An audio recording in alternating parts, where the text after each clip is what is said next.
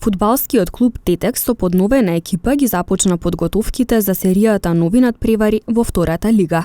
Утрово со прозив на новите фудбалери и они од претходната сезона беше представен дел од новоформираниот тим кој што неуморно ќе се подготвува во пресрет на серијата нови надпревари во пролетниот дел од сезоната 2022-2023 во рамки на втората фудбалска лига во Македонија. Иако многумина не веруваат дека Тетекс и со подновена постава може да опстои како втора лигаш. Тука се тренерите и целото раководство на клубот со напорна работа и дисциплина да ги демантираат како што велат ваквите тврдења. Нашата екипа беше присутна и на првиот тренинг на подновената екипа на клубот. Денеска овдека најпрвен ќе се изврши прозивка, значи на новите фудбалери, на оние кои се останати од минатата сезона. Потоа следува тренинг и почеток на припремите, почеток на новата година, да кажеме, фудбалска за Тетекс. Па има и искусни фудбалери, има и фудбалери млади, но во спортот и во фудбалот нема млади и стари, има оние кои може да носат резултат, така и ние ќе се раководиме.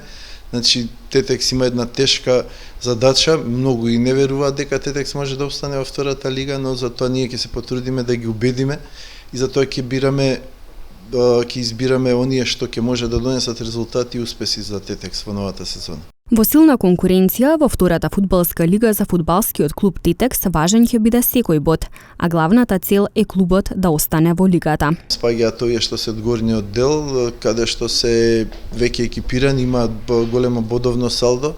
Значи тука се Гостивар, Вардар, Пелистер, Воска и екипи што се од средината, како што се Детонит, како што се, да речеме, Окрит, Караорман и екипи што се борат во долниот дел, каде што и Тетекс, значи тамо се Борец, Тетекс, Саса, Слога, Виница, Локомотива од Скопје.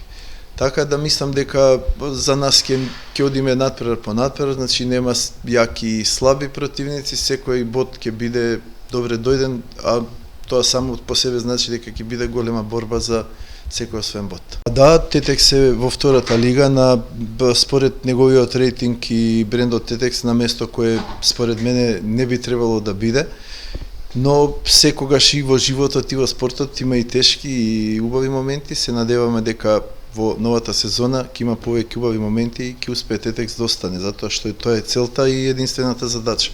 На ова ново раководство на Тетекс, јас како нов тренер во Тетекс и новите фудбалери и оние што се останати од минатата сезона. Пред извесен период пак клубот доби нов председател, а беа представени и членовите на новиот управен одбор, кои најавија подобра иднина за клубот откако подолго време се справуваше со низа предизвици.